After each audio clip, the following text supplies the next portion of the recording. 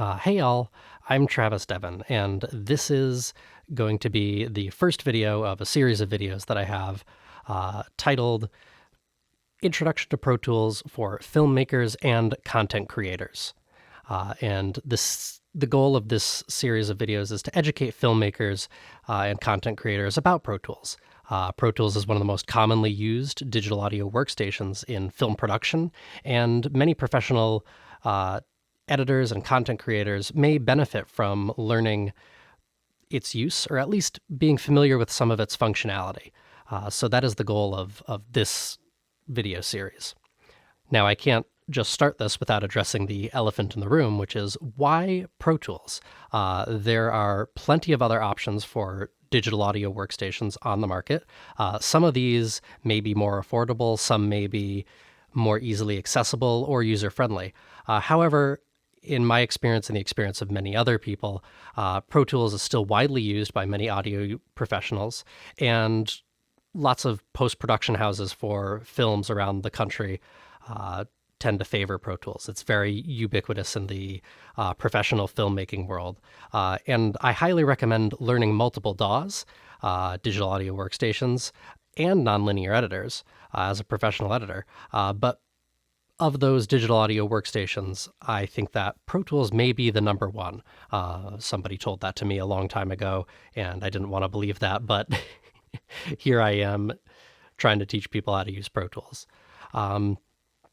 What's special about Pro Tools? Because every digital audio workstation is going to offer you something different.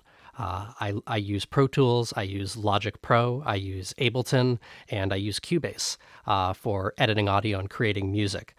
And something that I found between all those is that there's no silver bullet. None of them are perfect. Each of them offers certain things that may cater towards one type of content creation over the other. For example, I use mainly Logic Pro or Cubase when creating and writing music. Pro Tools I don't always use for that. However, when doing post-production audio for television, film, or podcast editing, I tend to favor Pro Tools because of a few reasons, and here they are. One of them is granular control. Pro Tools offers some highly detailed, what we call granular control in its workflow and organization features. And to some people, this can be overwhelming at first. But once you start working on larger projects with different needs and different types of client demands, you will find that Pro Tools, that set of features, that granular control, gives you some of the best options to create a workflow that can meet the demands of your client. You can do a lot of different workflow stuff within Pro Tools because of that granular control. And one of the other reasons why I tend to like using Pro Tools for editing audio is its third-party integration with a lot of other softwares, mainly Isotope RX Advanced. I use that a lot for dialogue editing and cleaning up certain artifacts within audio that you may encounter. And in my experience, Isotope tends to interface with Pro Tools extremely well through its round trip features. However, utilizing some of those features in other programs isn't always as reliable in my experience. And I think that that alone for dialogue editing, in my opinion, actually makes it super viable and gives Pro Tools a bit of an edge. So moving on, let's open up the darn program. When you open up Pro Tools, you'll see this splash screen. Now, I'm running the full version of Pro Tools. This used to be called Pro Tools HD. There's a couple of different versions available. There's Pro Tools LE, which is I believe it may be a free version right now. There's Pro Tools Standard, which is a paid version. And then there's Pro Tools Ultimate. And Pro Tools Ultimate is what you'll end up using in most professional post-production sound houses. You don't need it, but it offers some features that are beneficial, and we won't discuss those here in this video because they won't apply to us yet. Just know that if you're running Pro Tools Standard or LE, everything that we talk about here will be just as applicable in those versions. And sometimes it takes a little while to load. It's a good time to go make a cup of coffee. I've got a bunch of third-party plugins that end up making this loading process take a little bit longer. So when you open up Pro Tools, you're going to be greeted with this dashboard. And from here, you can create sessions or open up recent sessions. If we were to create a session here, we can choose from a bunch of templates that are available built into Pro Tools, or you can build your own templates. I have some here that I've created for different workflows that I have. Down here are some important settings. You have sample rate and bit depth and file type. Our sample rate is going to be important for film. If you're doing anything for film or TV, just stick with 48 kilohertz over 24 bits. And then I/O settings, those can be custom settings that you have. A lot of times it's fine just to stay with last used, but do pay attention to sample rate and bit depth. You don't want to start working in a session at 44.1 kilohertz if ultimately you're going to be delivering in 48 kilohertz. You will not be able to change the sample rate after you create a session. And then there's some other options down here for placing the session that you create. I have a session that I created earlier for this video called My First Session. And we're going to open that up from here. It may take a bit to load.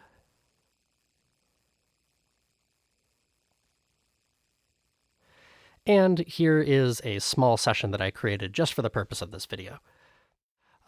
Before we dive into this, I want to talk quickly about the file structure of Pro Tools. So let me open up Finder here. And I saved this session on desktop just for the purposes of this video. So once we open up this folder for My First Session, you're going to see all these different folders. There's audio files, which will contain all the active audio files and inactive ones as well for our Pro Tools session. Bounced files will contain anything that we export from the session and choose to put in bounced files. There's clip groups, session file backups, which will be all your backups that Pro Tools will automatically make, and you can set it to do them at specifically timed intervals. And video files if you're working with video. Here is our actual session file itself and a wave cache. Now, what's important to note about this file structure is that if you're going to transfer your Pro Tools session from one place to another, what you cannot do is just take this session file and drag it. What you need to do is take the whole root folder. So that's going to be this whole folder itself, My First Session. When you create a new Pro Tools session, it's going to create a folder and place all of these elements inside that folder. What you do not want to do is just grab this Pro Tools session and transfer it to somewhere. I've seen people do that, and it's a recipe for some sadness. You'll see a Pro Tools session open up, but all of your clips that are on the timeline will not have any media that's linked to them, so not a good time. Be sure to transfer everything with the root folder. Let's close out of that.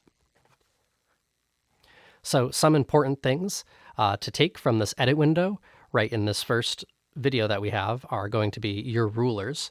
A lot of times there are two rulers in Pro Tools, or you may have one that's time code and then another that's minutes and seconds. I like to just leave the primary one that I'm using up. This right now is set for time code because a lot of times I end up working with film. If you're just doing podcasts, maybe you'd want to work with minutes and seconds, but I'm perfectly happy working with time code for now. Up here, we have some grid settings. These blue lines that we see here are our grid, and we could turn that grid on and off by clicking this button up here that says turn grid on and off, and we can change our grid settings by clicking up here. You can change this to be pretty much any unit that you want. It can be, if you're working with music, it can be bars and beats, minutes or seconds, or samples. A lot of times, since I'm working with timecode and film, I just tend to leave it at timecode unless I'm specifically going to be working with music or something. And then you can choose what you want that smallest unit of your grid to be. Right now I have it down to 1 frame. After our grid settings, we have transport control right up here. We have play, stop, record arm. This one is jump to next. This one is jump to 0, fast forward, rewind. For the most part, you won't be pressing these buttons. Here's what you'll do. If you want to play from a certain area, a lot of times what will happen is, say this clip here, I want to select this clip. I'm just going to press spacebar. This is a quick test recording so that we can play around with our editing tools in ProTools. You can press spacebar to stop again. One other important thing about the transport control that I want you to know is this. So with my selector tool here, I'm going to click on a portion of the timeline, and you'll notice I have a playhead insertion point here, and then there's a little flashing playhead there. When I press spacebar, my session will start playing from there. This is a quick test recording so that we can... When I press spacebar again, it stops, but my playhead comes right back to where it started. This is preferable for some audio workflows where you're going to be editing one clip of audio and you need to hear it over and over again. But for other workflows, you may prefer the playhead to stop where you press stop. And in that case, you want to click this button up here. Insertion follows playback. You want that to be selected. And when you do that, this is a quick test recording so that we can play around with our editing tools in ProTools. We can play around with the... Now when I press stop, it'll stop here. And then that's going to be the spot that it starts up again when I press play again. Trim tool, the selection tool, and so just keep that in mind. That concludes our first video, which is just a rough introduction. The next video, we're going to be talking about actually using these edit tools to manipulate these clips on the timeline. All right, I hope you all enjoyed that, and stay tuned for the next video.